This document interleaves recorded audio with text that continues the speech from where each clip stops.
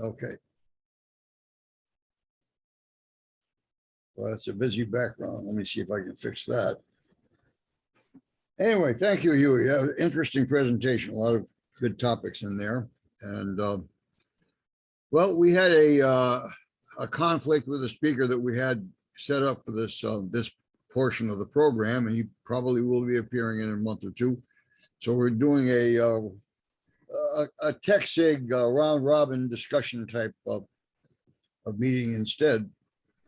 And let's see. So welcome to the main meeting of the Central Florida Computer Society, and it is the December meeting, and we will start off with some comments that I have.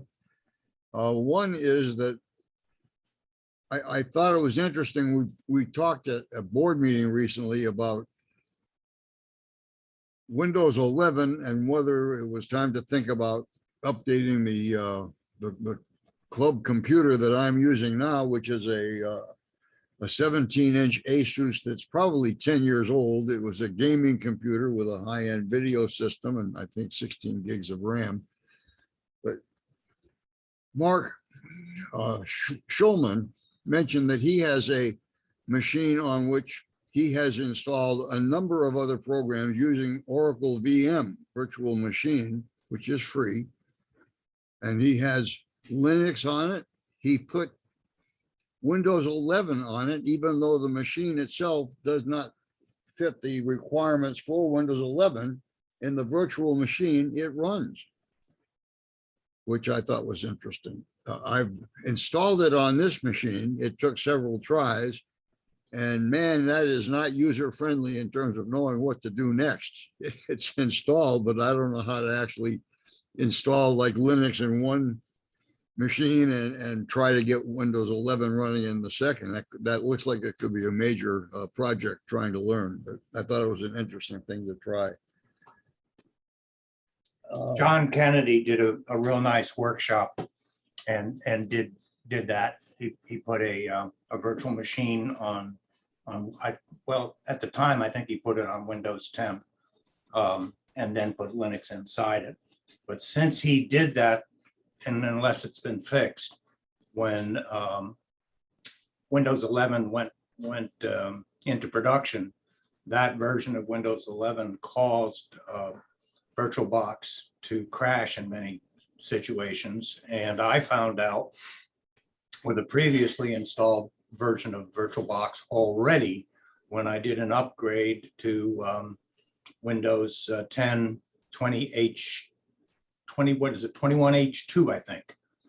And then my VirtualBox stopped running. So there's apparently some common code between the Windows update in Windows 10 and Windows 11 that does not like VirtualBox.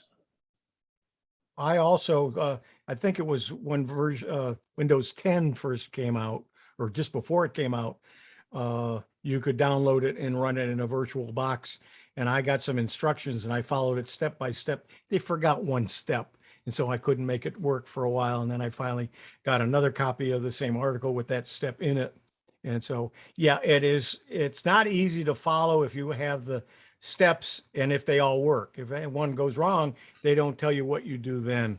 And so it's not the easiest thing. It's not for the faint of heart or people that don't understand how the VirtualBox works.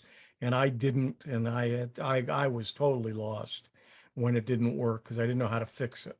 So it's not, I don't recommend it for everyday use, especially if you're not a real software techie and Linux guru, because a lot of it, I think, it revolves around using Linux or something like it. Well, I was even trying to put Windows 10 in a virtual machine in Windows 10 because my ultimate goal was to convert my present computer, which is Windows 10, into a Linux machine and then use VirtualBox to run Linux for those things that I wanted to do. And I could not get Windows 10 stable because of those changes. So yeah, I'm sure they'll work it out. I'm sure Oracle is talking to Microsoft and they'll figure out what it is that was causing incompatibility, and eventually it'll be fixed. Well, Mark Schulman does fit the description of being both a Linux expert and a software techie, and he has both of them working on the Good. machine that he's put them on. So, okay, we'll leave that. The second thing I really wanted to comment, maybe I should have done it when you were talking about scams, Huey, but I got involved with something that I saw on Facebook, and it was an offer to put a wrap on your car with advertising, and you drive it around, your whole car is covered with ads, and you receive $300 a week for this. So the idea of 15,000 a year was appealing enough to me that I corresponded with them, and they asked for several things. They never asked for any bank information or credit card information. So I was going along with it, and they accepted me, and everything was rolling along fine. And they were supposedly going to send a crew to my driveway to install the wraps, which made me curious, because I think they usually put that into like a heat, you know, they heat cement it more or less to the car after they put the film on. But anyway, when they mentioned something about the check, and I said, what check?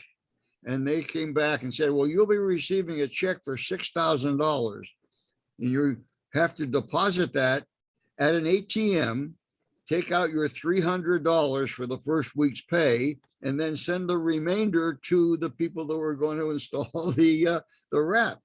So that meant that I was going to be sending somebody a check for like $5,700 out of my account. So that's where the scam was. that evaporated very quickly. Yep.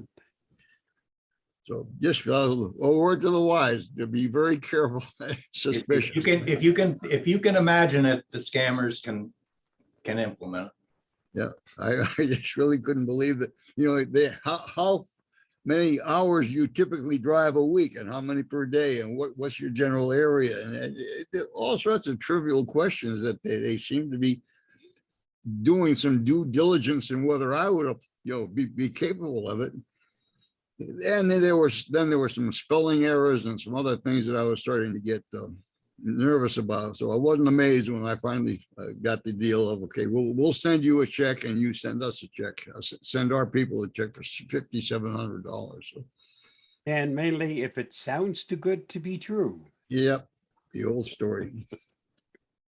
Okay, well, let's start off. Mike Ungerman volunteered that he had recently purchased a new TV, and he had some input he thought he'd like to share about how Best Buy's Geek Squad performed. So Mike, if you're ready to share your screen or whatever. I will share my screen, assuming it's going to share. Screen 2. Instead of Huey's Fences, I will use Windows desktops. And you should be looking at Best Buy's website. Mhm. Okay, well, you know, Black Friday has come and gone. And it was interesting that Best Buy started their Black Friday about the beginning of November.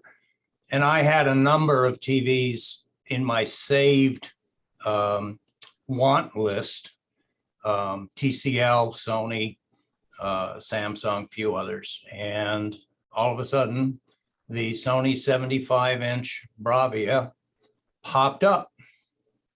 And right now you can see they have a was price of $22,099.99, and their current price as of right now today is $1,800, but it was $1,599.95 as their special. And I said, well, all right, I guess it's time to go ahead. And I've had Sonys for quite a while, so let me go ahead and do this. So actually 2 Sundays before Black Friday is when I placed the order. And I decided that I wanted to get the full installation So you can see that they do delivery plus TV Connect and mounting. And that's assuming that you have a wall mount, which I did from my old system. And then, they had a cheaper one. That's if you were just going to put it on the legs. And then not shown here, I don't think. Now it's once you drill down into this, there was for $30 more, they would actually come and take the old TV off the wall. So they're assuming with this price that you've already got it off the wall. And so for $30, they'll take the old one off the wall, which was worth it. And they'll dispose of it, or they will move it to another room in your house for you, if that's what you wish.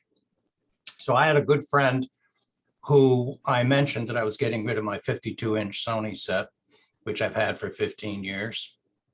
And he said, well, my daughter is a college student and she'd like to put this on her dresser in her dorm. And I said, it's going to be kind of overwhelming, but yeah, all right. So I called Best Buy and said, hey, for that $30, will they take it off the wall and put it in my friend's van? And they said, sure, that they would do that. So I added the $30. Interestingly enough, when it was all done, the Geek Squad team said, oh, we didn't do that service. And they credited me back the $30, but they did take it out. And we're actually able to use the cardboard box that came with this guy and set the old TV inside it because it was smaller. And he was able then to have some protection for it.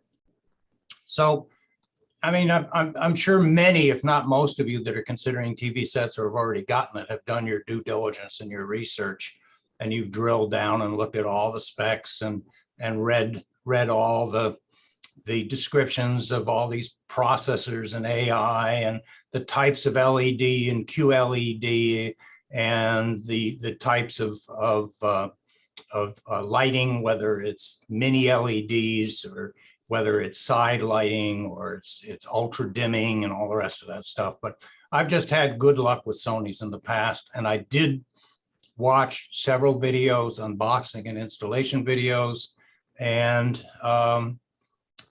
it's got good specifications. It isn't QLED, but it's not OLED. And I know some people are hard over on getting OLED sets. I watched a number of the reviews. One of the reviews on YouTube actually said the most underrated middle class TV on the market today for this particular one. So that kind of gave me some confidence that I was going to get a good unit. And I definitely wanted high dynamic range. I have no idea what hybrid log gamma is. Dolby Vision is the new standard. And it also applies to the audio stream that the set can process if you're going to use the set for audio. It is a Google TV, so smart TV. So here I am still in the Google ecosystem. But I had the choice. During setup, it said, do you wish to set this up as a smart TV? Or do you wish to have it set up as a basic TV? So I said, well, okay. I mean, I could just make it basic and not get all this Google stuff, but I'd really like to see what it's capable of doing. So I said, yeah, in for a penny, in for a pound. And we went ahead and set it up as a Google TV. And it's good. Needless to say, it is very smart. I mean, even to the point of pressing the remote and saying, hey, Google, I want to watch so-and-so, and it'll go and it'll try to find it for you. Most of my input is still with a Roku. That's my primary input. Although the apps that come on this set do include many of the apps that are on the Roku. So at a future TechSig, my thought would be either to go live or make a video and then present it and go through all the menu settings and show the setup and show the different color stuff and all the rest of that. And it's amazing all the different video settings that you can get. You used to be able to do, color and intensity and black levels and things along those lines. Now there's probably about 25 or 30 different settings. And then they group them into different things. Even if you use the Netflix app on the Sony, there's actually Netflix has negotiated with Sony specifically for the Bravia class sets, regardless of the size, for their own Netflix video calibration. So if you use the Netflix app on the TV to watch Netflix, you get the calibration that all the producers have decided is the best way to see what's out there. So again, in this video, based on what my camera can capture, I'll try to do a comparison of Netflix as seen with the app on the TV and Netflix as seen coming off the Roku. So let me give you a quick look at what it looks like. That's my old TV set. Let's see if I can get into, there we go. Okay, so this too was a Sony, 52-inch diagonal. And here, the 52 inches is from the corner of the screen, of the visible screen, to the bottom of the screen. And then you can see back 15 years ago, they put this great big frame on it, which was actually quite nice and decorative, just to make it seem like you had a bigger TV in your room.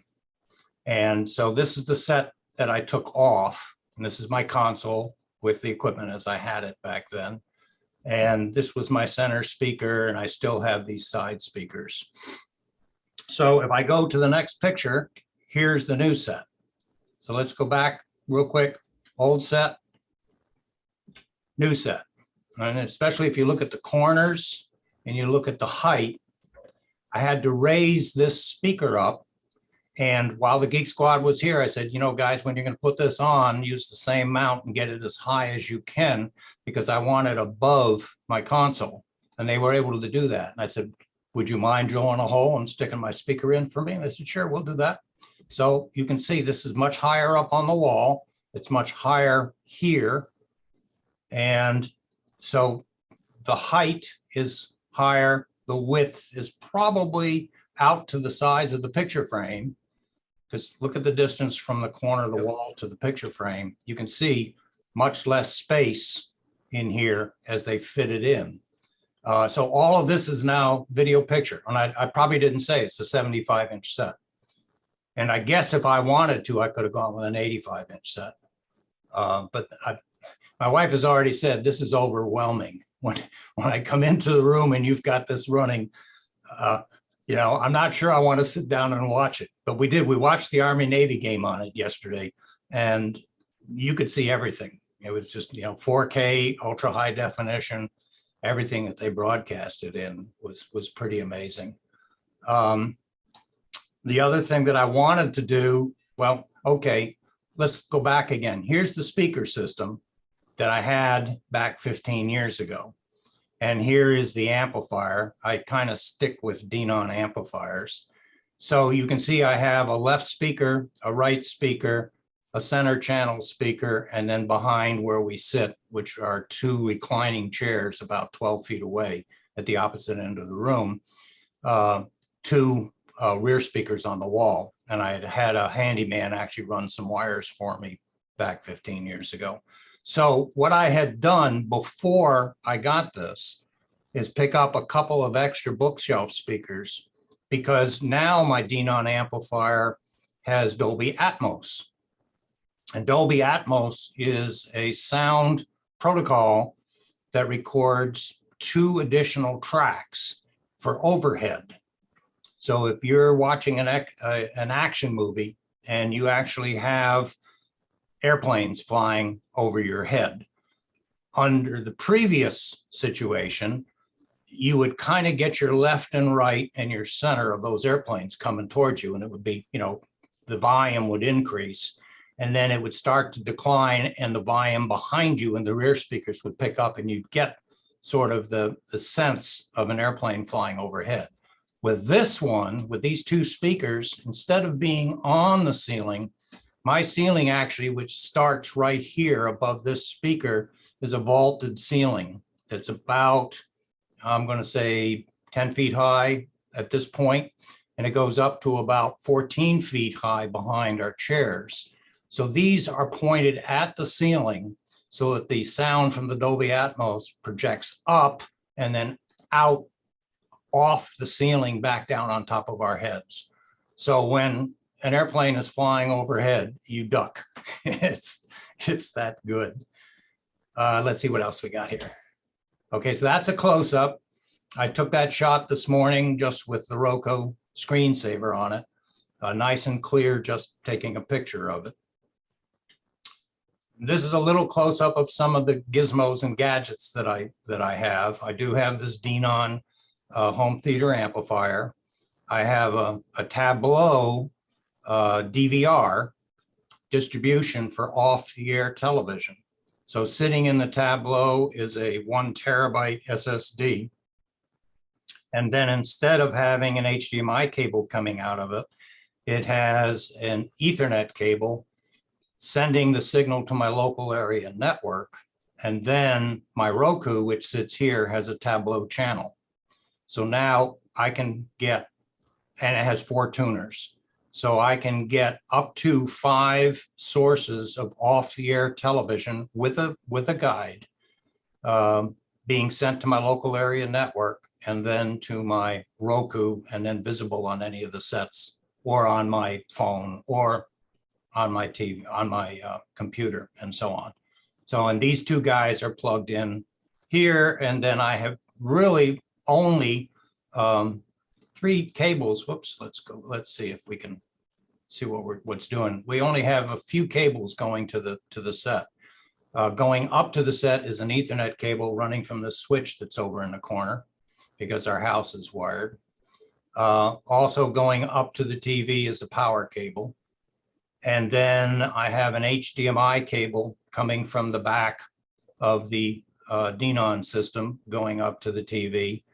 And and that HDMI cable has what's called audio return channel. So if I decide to play something from the Google app that's on the TV set, instead of sending audio down from the TV or up to the TV, it sends audio back down, and I can just, so right now you can see it says Roku as my source, but on my remote control I can just hit TV. So the video will continue to come down, and be processed. And then the audio will come from the TV down and I can listen to it. I have a Sony PS3. It still plays my Blu-ray. I don't have any 4K Blu-rays yet, but I guess one of these days I'm going to have to upgrade that to a PlayStation 5 so I can get the 4K Blu-rays if I decide to do that. And then probably the most important component of my system is this CyberPower 1200 volt amp UPS, and it's pure sine wave, and it's online all the time. Because with all this stuff, if you get surges like we did actually this week, we had several pretty strong surges in our system. This baby will keep everything online and hopefully prevent any problems with it. Don't know if I have anything else. No, that's that guy. All right, so we want to come out of that. And we'll close that. And close that. So I think what I will do is I'll leave this up in case anyone would like to ask some questions, and I can go to the specifications perhaps and answer them. So questions? How come you didn't join the Geek Squad? Because I'd have to go out and drive around and go to people's homes. No. I don't mean as somebody who does. Oh, They have their club. right. And the cost for that is virtually what you already paid just for this one installation. And I did look at that, and it appears even as a Geek Squad member, I was still going to have to pay that $200 for the connect and mounting, even though in the description, it says that includes setting up TVs and all other kinds of electronics in your home. I probably didn't investigate it far enough, Bob. I know I looked at it and I clicked on joining the Geek Squad, which I think is up here somewhere. And But I'm surprised they didn't, well, why would they mention it? They made yeah, extra why would money they this mention way. it, right? Yep. I did get the 5-year Geek Squad warranty, and it's one of the few things that I do accept a warranty on, because this baby's on that wall and it's not going anywhere unless somebody comes in to take it off. And I'm certainly not going to take it off.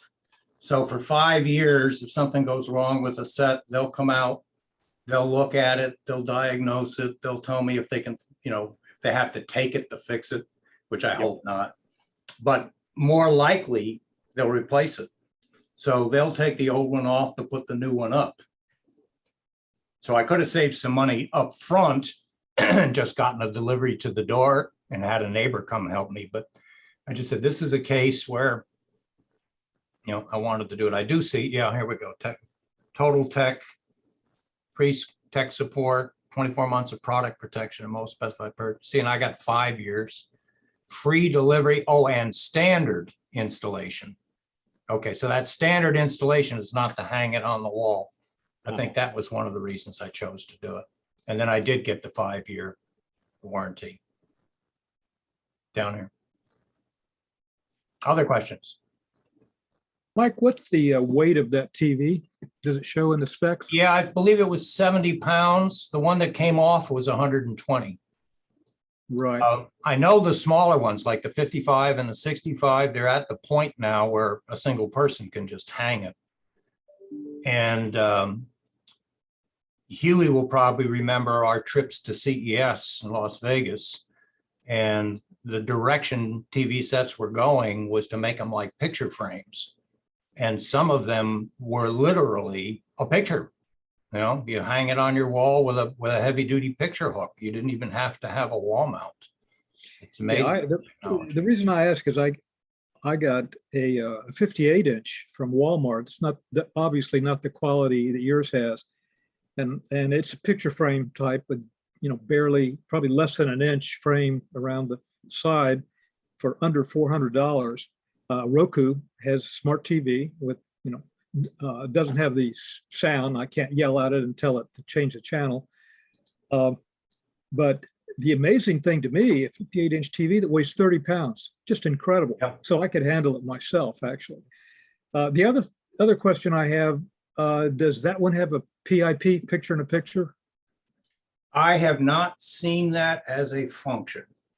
That kind of would be nice to have, say, the Roku picture in a small window and the Google picture on the background, and then just be able to press and go back and forth and go back and forth and back and to compare them. I do want to do that kind of comparison with the Netflix calibration, and there's a Sony corporate video on how to enable the Netflix calibration. And they talk about it being for the Netflix app on the Bravia. So I left them a question in the comments saying, okay, if I do that and I calibrate it, can I keep that calibration for another source? Their answer is probably going to be no, it's proprietary. But I want to see what the difference in the picture and the difference in the sound is when the source is coming from the Sony. 73.4 pounds. So you got a regular home theater, which is very nice. One other comment, it was just a minor thing, but it could have been a showstopper.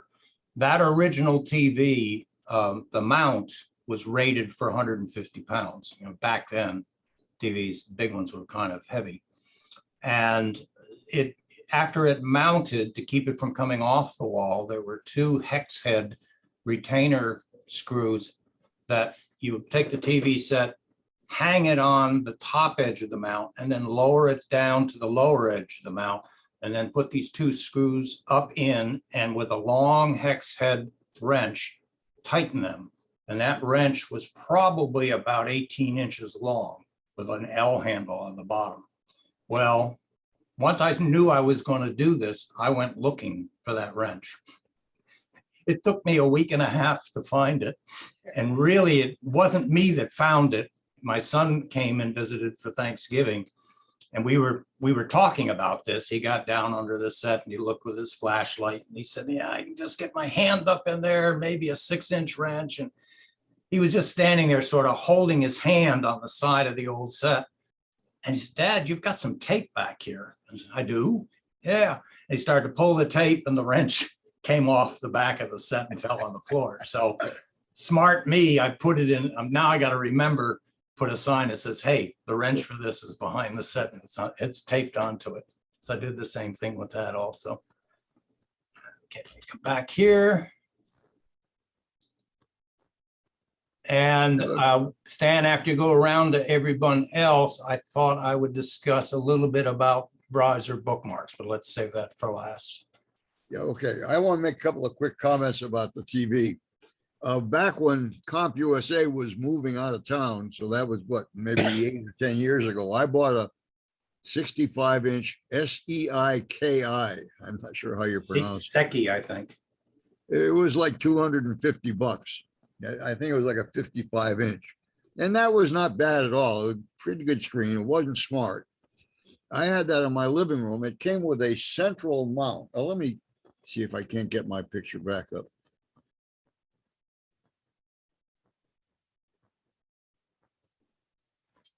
There we go. Okay, so it mounted on a central round post kind of thing with swiveled. It was very nice.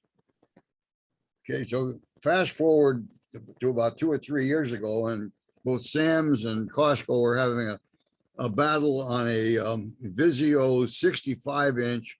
I think it was in the $300-400 range. So I bought that. And instead of the central mount, it's got 2 legs way out at the end of the 65 inches. So it'll fit where I want to put it in the corner of our living room, but I can't make it sit on the table because I need the central mount. So I wound up buying it was a combination wall mount and table mount. Someplace, I think it was an estate sale for 10 or 15 bucks. I think it normally went for 50 bucks. And I got it home and I could not figure out, first of all, I needed somebody to be holding it while I put the screws on. I couldn't figure it out. I found a handyman who came to the house and like for 50 bucks, he did that for me. It was wonderful. But getting it out of the box and all the, assembling of the parts and that sort of stuff, I always did that myself. And it didn't occur to me to go the full, kid glove treatment. That was interesting that Geek Squad did offer all that, and then to put it on the wall is super. Well, I knew my son was coming, but I wasn't sure when they were going to deliver. And it was actually about 3 weeks from the order until the appointment. And it was 2 days after my son went back to Nebraska that they could actually deliver it. So we could have gone to Waterford Lakes and picked the TV up. And then between him and myself and my wife, maybe the neighbor, Yep. manhandled everything. And I just said, if I do all that work and we get it up and we get it operating, and then 2 days later, I've got a stuck pixel or something fails, it's me that's responsible for getting it off the wall, back into the box, which I would keep, taking it back to Waterford Lakes. Yep. And, and I just said, nah. I said, I'll pay this time. I'll pay for it.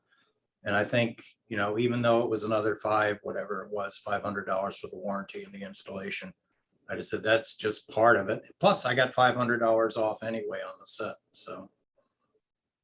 Very good. Mike, Okay. can I show something to go with your TV? Sure. Something I ordered and it's going to be here Tuesday. I know, Mike, you don't like Facebook. Oh, that's all right. This is Facebook Portal TV. Right now it's $80. And it's this item, it's sitting on top of this TV. And what it is you have it, and it actually has Netflix built into it. It's got a couple other things. But you can do group calling, you can watch together, and you can and there's streaming apps built into this item. I don't want to play the video, but this is what it looks like. This thing slides over it so you can turn off the camera when you're not using it. There are some specs, but let's just move down here. You can use your voice to manage everyday tasks hand-free. And it comes with these apps built into it. Zoom, so you can do the Zoom meetings I do from your like that. TV. I do like that. And Netflix, Prime Video, so all of these come with it for $80. And I ordered one. It's coming Tuesday. How good it is. I'm thinking of it. It would be great for Zoom meetings. It has 8 microphones in it. And it also has cameras. And so as you move around the room, the camera follows you. And the microphone is, if you got one person on one side of the room and one on the other, one microphone follows that one person and one the other, and it sounds like they're together very close. And so this might be something good for, let's say, a user group that's doing a hybrid meeting, and they're using a TV for the monitor. All it needs is an HDMI. It does not plug into a computer. It plugs into an HDMI port on your TV. It's got all of the information, all the programming and everything inside the unit. So if it's plugged into the HDMI port on the TV, it would probably plug into the HDMI port on the projector. And you just put that on a tripod and see if it picks up everybody's voice from around the room. Yeah, yeah. Huey, that might be exactly what I was looking for when I mentioned the same thing last week. The only thing is, does it search by the video, by the video person moving around, or does it search by sound? What I wanted is one that would zoom in on the person who is speaking. In other words, if everybody's seated, say like in a classroom style, and someone speaks, I want the camera to go to the speaker, not necessarily to the instructor that's walking around the room. You know, I think this thing might, because the way those speakers, they've got all those microphones at the top. So what they're doing is they're listening to audio and comparing the phase and the time arrived. In that way, they can actually determine where it's coming from. Wow, that's what I'm looking for. I'll check. Thank you for that. I'll check into that. That $80, could be a very good solution for hybrid meetings. Yeah, Huey, for could you $80, it's send worth me- taking a look at. Could you send me the link to it? Okay, right now what I'm looking for is the link that Ron Brown did a nice video review of it and talks about it and shows it. And I'm looking for the link for that right now. So That was in your last Tech for Senior Yes. meeting this Yeah. past Monday. And I watched that again as a 5-minute presentation, which he made. And that was on my list of things I wanted to talk about, because we are talking about having a person-to-person meeting in January. I have not heard back yet from the American Legion Lounge or a bar and grill. But if we just had that, I don't think we would even need our projector. So well, there's got to be obviously there's got to be a TV there though. They do have a Oh, yeah, but large there is- TV. Yeah, I remember. There is one in that room. Yep. They've got a huge TV there, so that would work. Does anyone locally have one of these Facebook portal systems like you just bought? No, but let me find Have you got a delivery date, Huey? yeah, Tuesday. But I won't, there's a lot of things going on here and I won't, hang on one second. I need to stop the video and get the link to it. Come on. Share.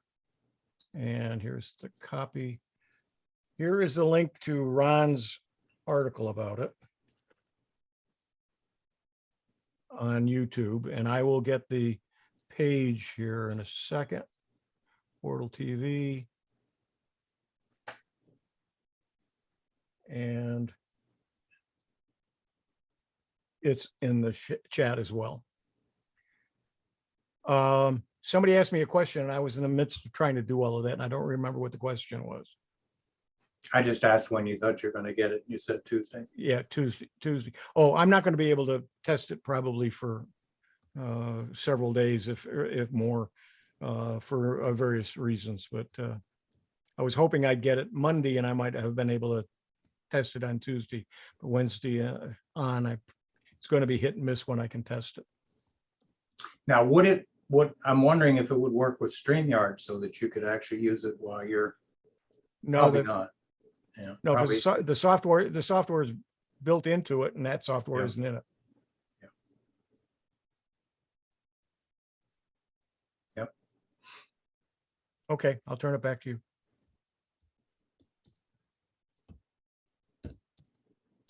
Okay, I was just making a note. I just copied that link. I want to send that out to my board for our meeting is coming up on this Thursday. So I'm going to suggest that the CFCS buy that and use that for our joint meetings because Or try it anyway. I have not seen it do a meeting, but if it does Zoom, it should work. Now you're going to have a computer to do the whatever program you're doing. In other words, if you're somebody's doing a sharing your presentation, screen, right? yeah. But that would be for you to share comments from the audience and for the people there to be able to see what's going on. I think is how it will work. Well, And you wanna typically, make when we sure- were doing hybrid meetings, we were using my cell phone on a stabilized mount as a participant in the meeting and the source of the video. And then we were using the laptop with a microphone on a long cord and a monopod to pick up the audio. So we actually had 2 or 3 participants in that meeting from the meeting in order to do it. So you'd have your Facebook device as one of the participants, and then Stan would have the club's computer as the other, and probably have, well, we probably wouldn't need the microphone, then just use that for sharing screens and stuff. Good. Now, what I did do is I ordered this from Facebook Saturday, and I got the note saying it'll be here on Tuesday. What I didn't realize is after I ordered it, I went to Amazon, same price on Amazon, and it was next day delivery. Yep.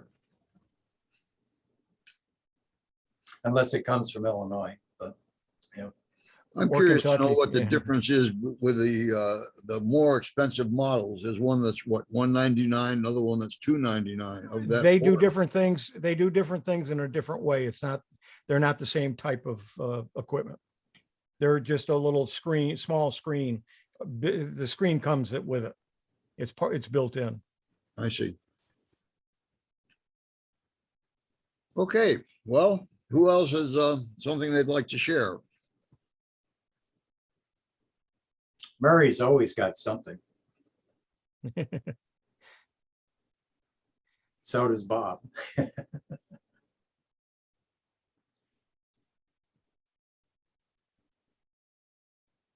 I know we're going to hear some security updates come Monday of some nasty every Monday. things that are out there. I know there was some nasty stuff that came up, mostly on servers, but those of us who use the web and connect to sites that have server vulnerabilities, there's a lot of nasty stuff out there right now.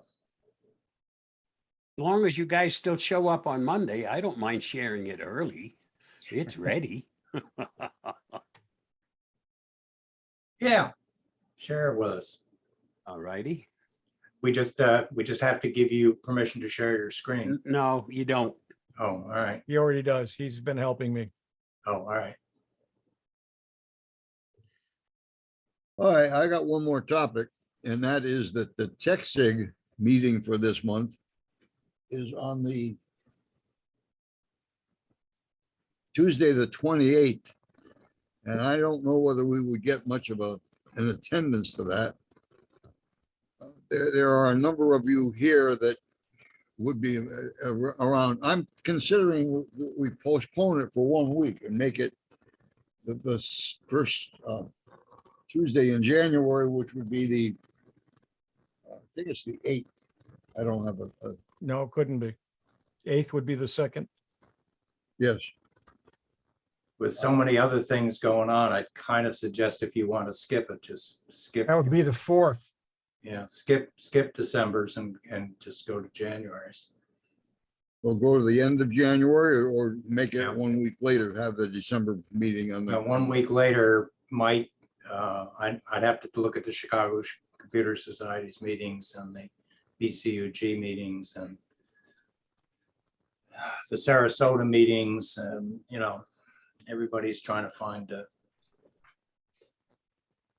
slot. Make a liar out of me and I can't find it. Yeah. Maybe it's a good thing it came up. Well, if you want, I'll do the Brave, the Brave and the Edge browser bookmark thing. Okay, Tom has his hand up. Oh, go ahead, Tom. Hi, I have a question here, and I'm hoping that those of you who are experienced users can provide some advice. I do videos for charities and so forth, and for the news media. And I've been using Google Drive, Box.com, and Dropbox.com. And some of them have some serious issues about Google, for example, demands that you have a Gmail. That wasn't initially the problem, but you have to have some kind of Google account or make up a Google account in order to download the videos. Dropbox tries to make you log in using your own Dropbox, and the Dropbox I use for a Genealogical Society does not have enough space for videos. Box.com seems like it may solve those problems, but what I need is the charities that I help, you know, have very minimal staffing, and I do videos on Christmas, Thanksgiving, and holidays, and the TV stations that use my videos need to see them at 3 o'clock in the morning without any delays. And on like Thanksgiving and Christmas, they have minimal staff working. So I'm wondering if there's any of these services, these or any other services you know of that are quick, easy, that the recipient can just click on a link and download it without having to log in or do any other kind of foolishness. I did try out a system that provides 20, I think it's 20 gigabytes of free storage, and then you can buy it as well, and it maps to a drive. Aside from pCloud. pCloud is something you can look into as well. pCloud just had a Black Friday special with 20 gigabyte or 2 terabytes of storage for lifetime storage, and it maps to a drive on your computer. That's what I'm using. pCloud is very good for that Yep. purpose, but I'm trying to think about, I think it was called Meta. I'll have to find it. Yeah, so it's gonna try to map to a specific drive on your computer, because I have, since I do so much video, I actually have 2 different computers I use to edit video, because I'd fill them up because high def video files are large. If you have a pCloud account, you can put it on anything. So I'm sitting at a desktop right now. Here, let me share my screen real quick. Get into this thing again. Share screen 1, share. Okay, so first thing is, okay, here is, I believe this is pCloud right here. Okay, so here's my pCloud drive mapped. And what I've done with it is I've synchronized my local documents, my local downloads, and so on to pCloud. So I have an automatic upload from my cell phone. Those pictures that I took earlier of the centers of the TV and everything else, I took those probably about a half hour before we started today. They synchronized and they were available, on my pCloud drive for me to share. I also have a lot of common folders. I use a synchronized program called SmartSync Pro, and I just synchronize from my computer to pCloud and back again. So anywhere I go, it's synchronized. And as I said, I got the special. So in your business, it's something, I don't think the fee would be too high to do it commercially. So anyway, look at pcloud.com, take a look at it.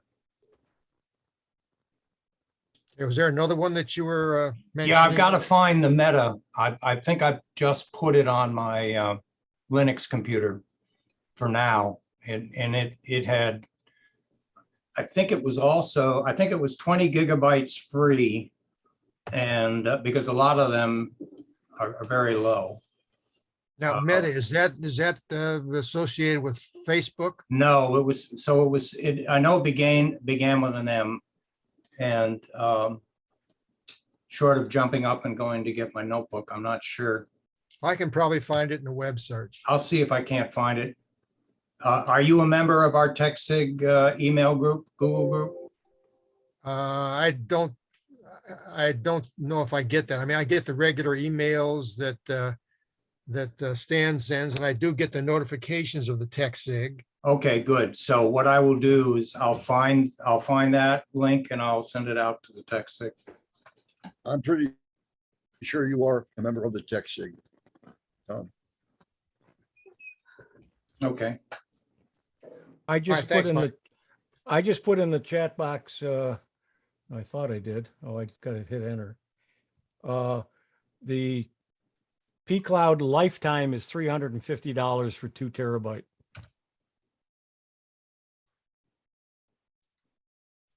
And it just matches my Synology, so I can back up from the Synology as well. You're on, Bob.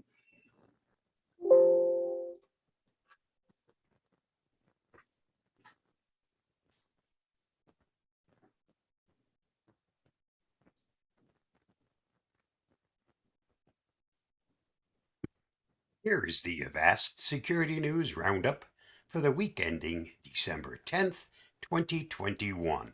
Scammers pose as crypto support on Twitter. A crypto support bot scam discovered in May has now increased and widened its breadth of targeting cryptocurrency users. The way it works is that scammers monitor every tweet on Twitter for specific keywords, such as the crypto platform names MetaMask, Phantom, Euro, and Trust Wallet, as well as other words like support, help, and assistance. When such a tweet is detected, the scammer's bot instantly replies to the user, offering false assistance and urging them to click a link. If the user falls for it, the scammers then work on the user, using social engineering to obtain the recovery phrase for the user's cryptocurrency account. Once the scammer gets that, they steal that user's cryptocurrency. If they get their hands on a wallet recovery phrase, they can steal it and make it theirs instantly, and there is no way for the real owner to get his money back. For more on this story, see Bleeping Computer. Messenger Kids gets an upgrade. Meta has announced that the child-friendly version of Meta Messenger designed for kids 6 to 12 will be getting some new features in the coming weeks, including dark mode and voice effects. Dark mode has been available for the regular version of Messenger since 2019, but will now be made available for Messenger Kids. The new voice effects feature allows users to play with audio filters after they've recorded a voice message, giving them the option to sound like a robot, ghost, gorilla, mouse, or as if they're talking into a seashell. For more on this story, see The Verge. Instagram Take a Break feature launches next week. The same week, Instagram chief Adam Mosseri appeared before the U.S. Senate to answer questions about online safety. The company announced that its Take a Break feature will launch next week in the US, Canada, UK, Ireland, Australia, and New Zealand. The feature prompts any user who has been scrolling for a certain amount of time to take a break from the platform, advising them to set reminders for future breaks as well. Teenage users will also be prompted to turn on break reminders, and a new feature coming in March 2022 will allow parents to see how much time their children spend on the app. For more details, see BBC News. 1 year later, Nobelium hackers still use formidable TTPSs. Hackers associated with the SolarWinds hack last year have been observed continuing to use the same tactics, techniques, and procedures, TTPSs, to hack into a large number of private databases as quickly as possible. The SolarWinds hack was a Kremlin-based operation that targeted network management provider SolarWinds, thereby gaining access to the networks belonging to 100 of its highest-profile customers, including U.S. federal agencies. Microsoft named the hacking group Nobelium, and some of its members are still currently active, now attacking cloud solution providers, CSPSs, in order to gain access to their clients' networks. For more, see Ars Technica. Life 360 Family app sells its users' location data. According to the markup, popular family safety app Life 360 sells precise location information on its 33 million users. Through interviews with 2 former employees of the company, along with 2 individuals who formerly worked at location data brokers, Cubic and Xmode, the markup discovered that the apps act as a fire hose of data for a controversial industry that has operated in the shadows, reads the report. It goes on to say that the raw location data captured by the app is highly valuable information and sold to about a dozen different data brokers. Life 360 has been selling data since 2016, but CEO Chris Hulls said that the company does not sell to government agency or law enforcement. Massive attack against 1.6 million WordPress sites underway. WordFence analysts report having detected a massive wave of attacks in the last couple of days, originating from 16,000 IPs and targeting over 1.6 million WordPress sites. The threat actors target 4 WordPress plugins and 15 Epsilon framework themes, one of which has no available patch. Some of the targeted plugins were patched all the way back in 2018, while others had their vulnerabilities addressed as recently as this week. It is recommended to update your plugins and themes as soon as possible, even if they're not in the above list. If you're using NatureMag Lite, for which there's no fix, you should uninstall it immediately. For more details on this, see Bleeping Computer. This week's must-read on the Avast blog. Throughout this year, cybercriminals continue to take advantage of the Oops. Whoops.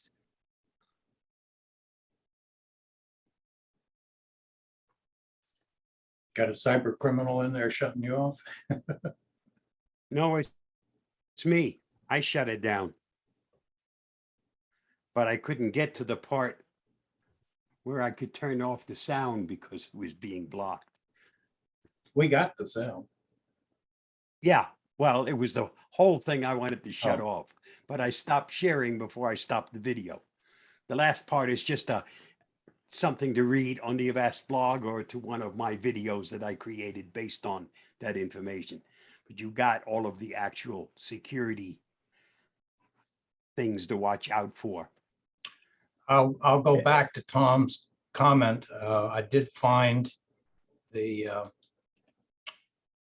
it's Mega rather than Meta. Let me go to it. It's Mega Cloud. And it's one of the few that I've seen that gives you 20 gigabytes free. Usually Dropbox and others start you off at 5.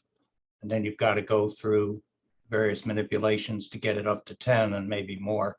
Even pCloud free starts you at 5 and you can get 10 after you get other people to join. So this, you just create an account. It is a New Zealand company. You get a free account. It, like pCloud, it'll map to your computer and become a drive. Storage transfers and so on. I've got it on my Linux notebook right now, and I've been using it for some things. And then associated with it is a Mega Sync. So Mega Sync then allows you then to synchronize files and folders between your computer and your Mega Cloud account. So these two work together. And then if you want to actually use this for business purposes, they got a monthly fee. So the Lite is $565 a month, Pro, Pro 2, and Pro 3. So let's see what I've got. Pro 3 gets up to 16 terabytes, which for a lot of videos, and if you're doing this on a commercial basis, is probably worth the cost. So something to look into as an alternative to Dropbox or Google Drive or things along those lines.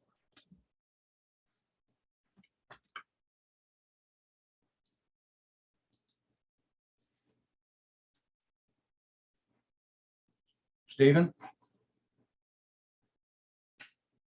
Yeah, I hope that this isn't too much off topic. Actually, I think Bob's reading my mind. I just noticed that Russia has increased the number of troops on the Ukrainian border to 120,000. And, you know, we've had these threats. We've said that we're not going to intervene there as far as militarily, but there would be hell to pay to the Russians. The Europeans have said the same thing. But one thing that Russia is very good at is hacking. We don't know if that's the government, or I guess we do know the government does do some hacking. If it looks like we're about to go to some type of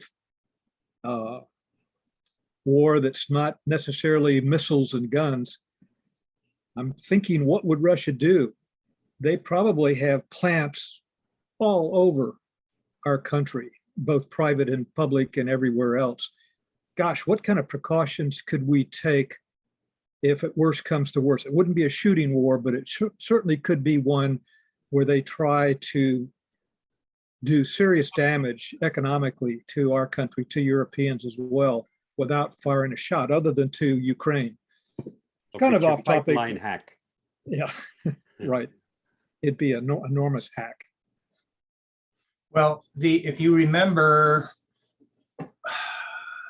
90 days ago, maybe 6 months to 90 days ago, one of the utility companies on the East Coast, I don't recall if it was a natural gas or if it was a power company, Yeah, it was had to natural shut down. gas. Yeah. And everybody thought that they had broken into the control systems. It turned out that it was just another group of hackers, and they had broken into the administrative system. And the company shut down their whole utility out of caution as a result of having their administrative system broken into.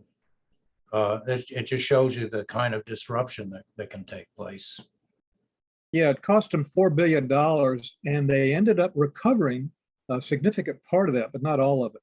So I'm just wondering what kind of precautions, other than what we already know, as far as, you know, your bank account, you know, other things that could get very serious if this heated competition continues as it looks like it is. I mean, why would they increase another 20,000 troops after the warning that President Biden and all of the European leaders gave them? So just a little concern. It's my nightmare, frankly. So, Sticks and stones. yeah. Spy Okay. counter, spy all the way up. Yep. Tom, did you still have something else to say, or just hadn't lowered your hand?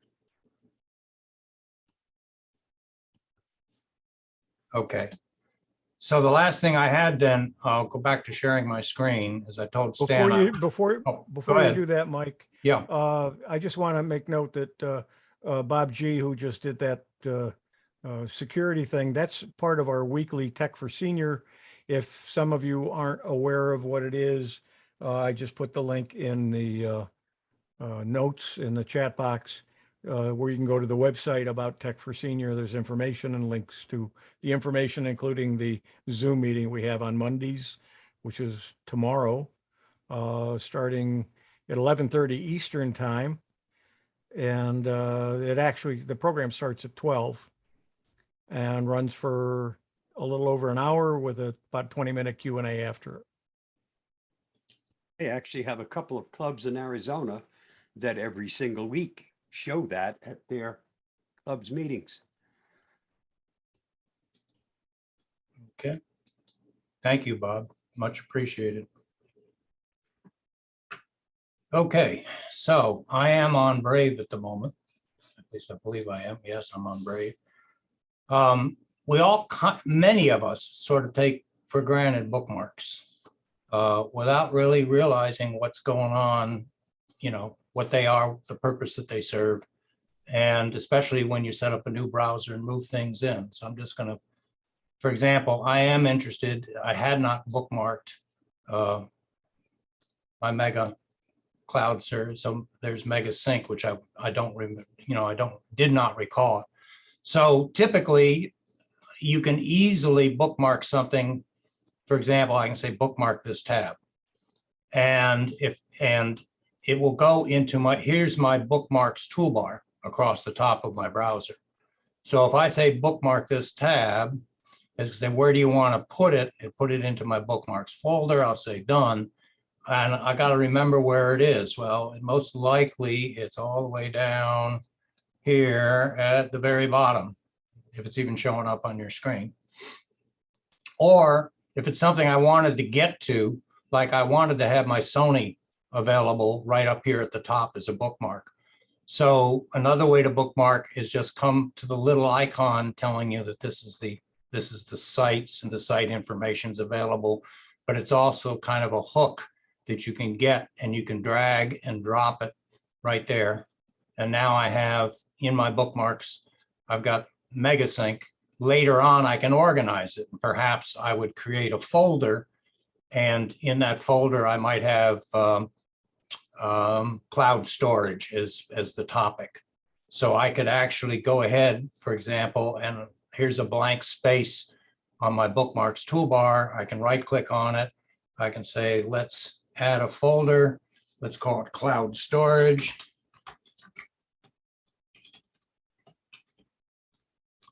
I can save it.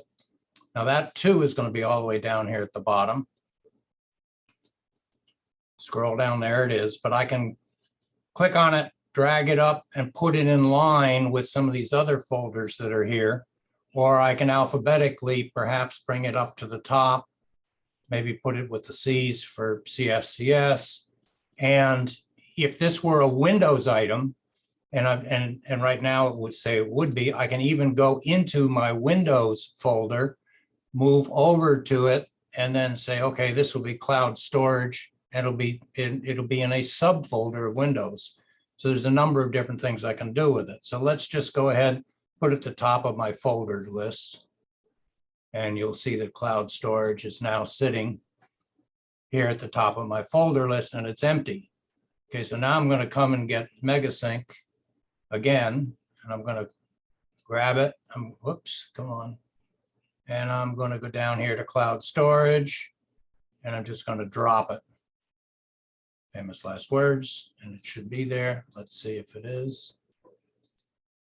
Okay, cloud storage. No, it didn't do it. All right, so famous last words. We'll try again. Everything doesn't always work the first time. There it is. Okay, so now I've got it here, and I also have it here. I put it here for convenience, but now I'll just take it and I'll just say delete it.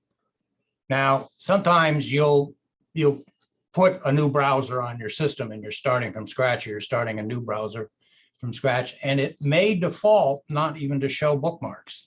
So if I, for example, go to my settings in Brave, and I go down here to settings, go to appearance, and notice one of the appearance items is show bookmarks.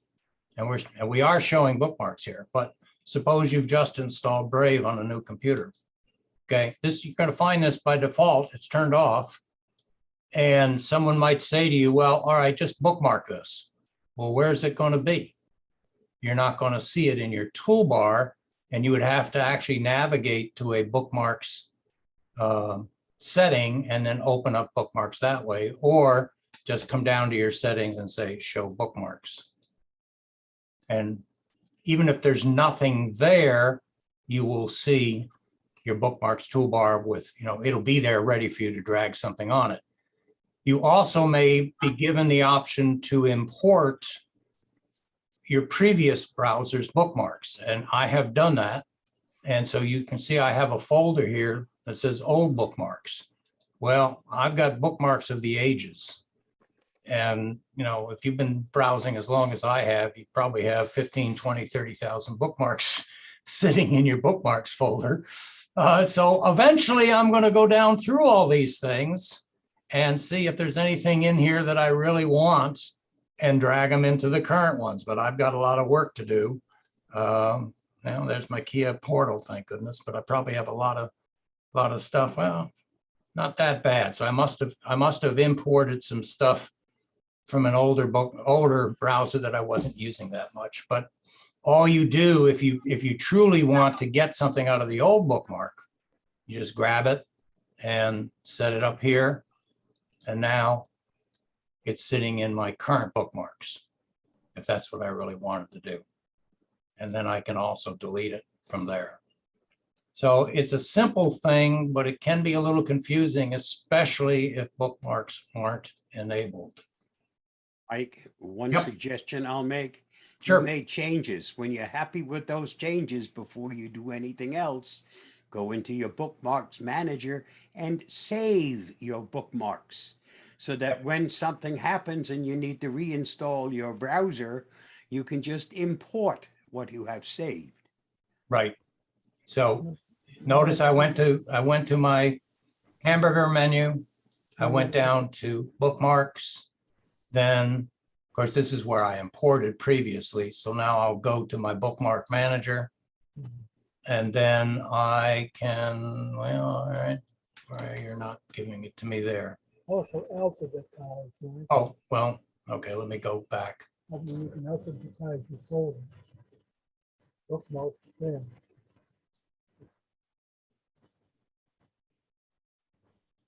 That's what it took me. I thought I That's where saw, it should be. I know that's where Yeah. it is in the other browsers. yeah, yeah, But That's- you're using Brave. I don't. yeah. Okay, so let's see if it's going to, There you Oh. go. The bookmarks on the left. That's your was it on the left? Okay, All the way to the, there you go. And then you can go ahead and start managing from there. yeah, I just wanted to see that. It's probably in. No, it's going to, I'll find it. I thought I did actually see the, let's see if it's in the settings. No, this is importing. So I want to actually export. Okay, how about export bookmarks? Let's just see if it's going to do it for me.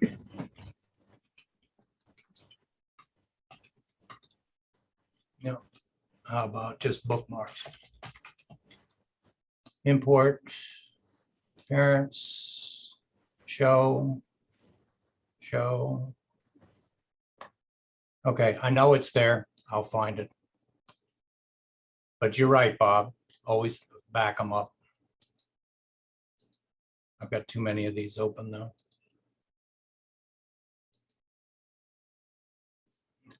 Okay. Maybe because I've got a couple of these things open at the same time. Questions about bookmarks?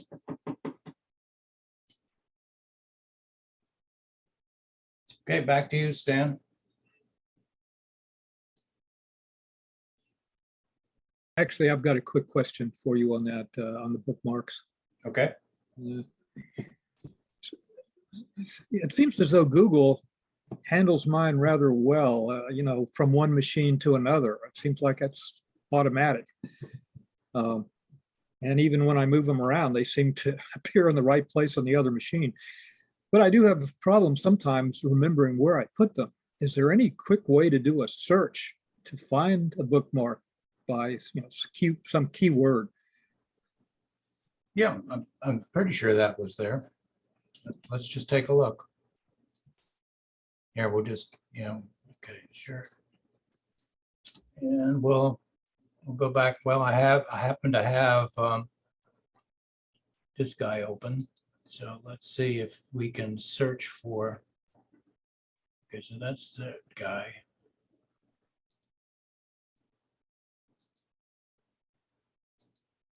If you look in Bookmarks Manager, There's a magnifying glass. Thank you.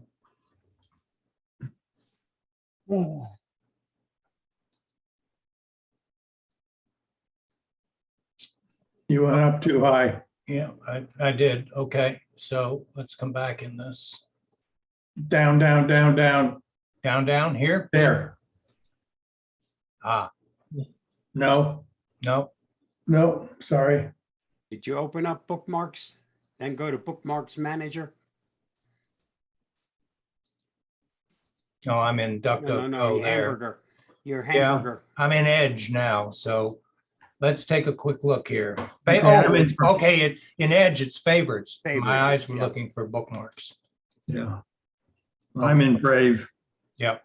All right, so there's my favorites bar. It doesn't there's a- look like I can there's a type search here. Oh, here above- we go. there's a There's search. search. Here it is. Yeah. Okay, so let's just type, I can see Google Maps is sitting in my bookmark, so if I type properly, Okay. okay. And so there it is, and there's the bookmark for it that's already there, so it did find it. And if I look for Squarespace. Yep. Okay, and it's found Squarespace account dashboard, and there it is sitting in the favorites. Very good. So I wouldn't search favorites and All right, so I- now let me come, now I'm back in Brave. Let's see if I go here and go to bookmarks. And it doesn't look like there's a search showing Bookmarks up. manager. Yeah, it's gonna have to be the import settings. It's gonna have to be the manager. This is, Bookmarks manager. Bookmarks manager. Yep. Near the top. Left Oh, column. no, no, the other side, the other side. over here. No, no. No, no, no, no. Click on Open- bookmarks. Go to bookmarks, open bookmarks. Now to your move left. over. Bookmarks Left and up. manager. Up a little bit higher. Ah, see, now my Right there. eyes are just not seeing that. Yeah. okay. All right. Okay, and here's the search. Perfect. Yep. Perfect. Okay. Wow. That's a Search big, bookmarks. Yep. Okay, so again, if I want free banner maker, Yeah, it's and it's, already okay, there. this is better because it's actually coming up with it as I do it. Yeah. So I do have, you can see that I do have it in my bookmarks, and I've moved it up here so I could get to it. So Yep. this is going to take me to it. Yep. thank you. Thank you very much. Okay. Okay, so we'll close that, come back and stop sharing my screen. Steve, you got your hand up. Can you put tabs on the bottom in Brave? I didn't hear the question. Can you put the tabs on the bottom, or does it force you to always have them on the top? I've never tried that. Good question. Do any of them allow you to put it on the bottom? Yeah, Firefox does. Firefox lets you? Yeah. Okay, let's, since you know Firefox, let's just open it up. Don't have a lot of things in here except the weather, I guess. Okay, and you're saying I can get the bookmarks down at the bottom of it? No, the tabs. Oh, the tabs. Now Ah, Your tabs, DuckDuckGo is stuck on Yeah. top. I like to have it at the bottom of that. rather than settings. top All of right, it. so tabs.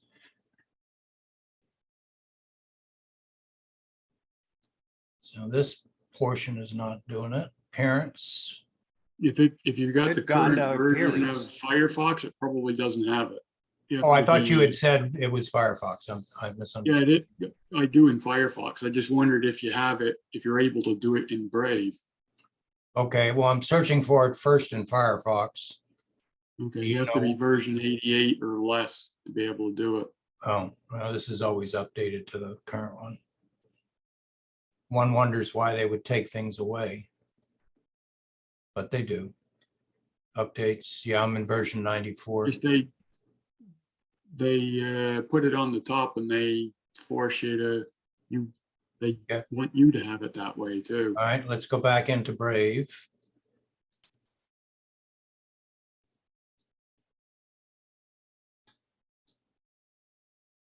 Into settings. I'd rather have things set up the way I want them, not the way they want me to have them. And in Brave, it would probably be under appearance.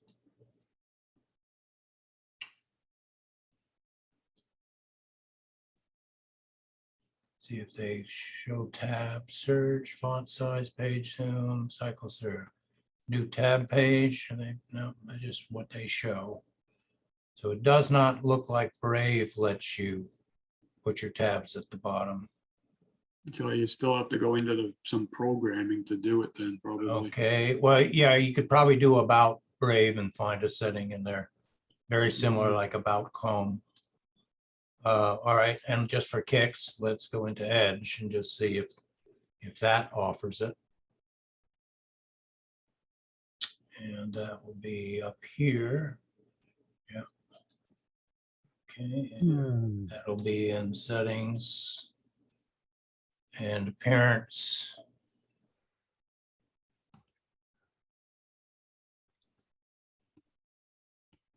Customize your toolbar. Favorites, rewards, share, mini menus. Customize the browser, and all you're getting is ask before closing a window. Does not, let's see what it says under Start Home and New Tabs. Okay. Customize the layout and content.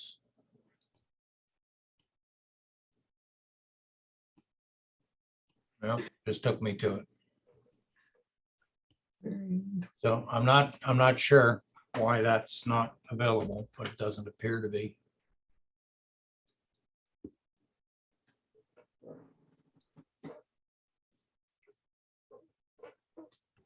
Stan, you still with us? I am. Okay, back to you. Okay, thank you. Interesting. Anyone else have other topics they would like to share? Could I Stephanie. ask a question about bookmarks? Stephanie, If you clean up all your bookmarks in one of the major browsers, can you transfer them to the others? Yes. You can. That's what Bob was saying before, is you go into your bookmark manager and export them. I wasn't able to find it in Brave. I'm sure it's there. Okay. Well, but- I'm just Chrome, Firefox, and Edge are the ones that I care Yeah, about. if you go into Firefox's bookmark manager, you can export it. Clean them up. Import it to the There's a- others. Okay, There's a backup and restore in Firefox. Yeah.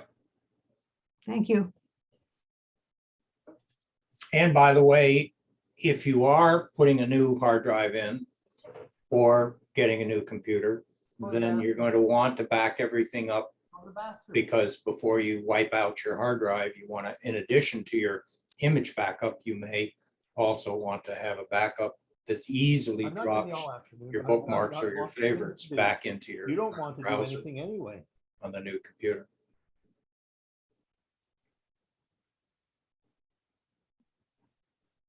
You also might want to make a list of all of the programs you have installed and find the keys that you use or other information. So when you install it, you can get them to work, but also install them if you have to reinstall programs, that you have a list of everything that you're running. And you'll also find many that you don't even want to have anymore. One of the tools in CCleaner allows you to make a listing of your Yeah. installed programs. CCleaner, BellArc Advisor, and Win Audit are three good programs for documenting all your installed software. And it's good to do that every once in a while, just so you have an updated one too.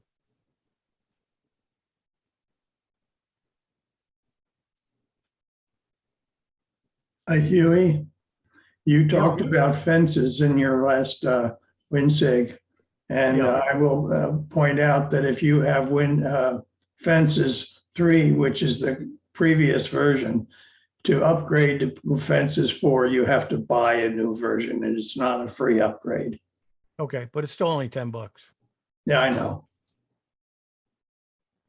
And we all The reach a upgrades- point where there's something, where there's software we use on a regular basis that we've been using forever that's free, and it's time to pay for it. Just kind of reward the people that are doing the programming. And if it's something you use on a regular basis, I don't, like I had free P Cloud, but I just, when they came up with the one-time lifetime purchase, I said, all right, it's worth it to me to have the storage. It's worth it to me to have the flexibility. And so I paid for it. I've done that with Macri and Reflect. Yeah.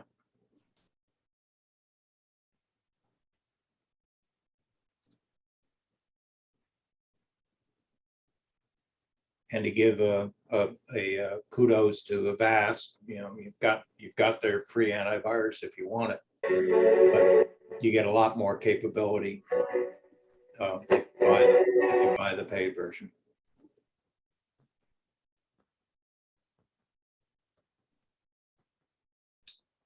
Okay, Stan.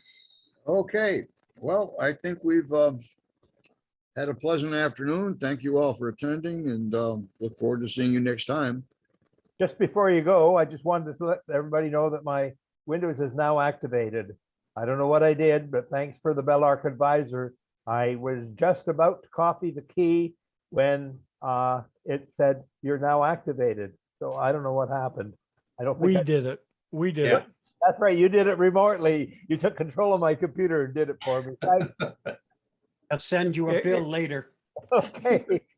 It wouldn't hurt to copy that key somewheres anyway. So I'm going to do that now. Yes, definitely. Thank you very much for reminding me about Bellark. I'd used it a lot before, but I'd forgotten completely about it. I hadn't used it for a long time. Well, happy holidays to all and happy new year. Let's Yep. hope for a healthier one next year. Yes. Bye, everyone. Thanks, everybody, for joining. And Mike, your recording, please end the recording. I will stop that.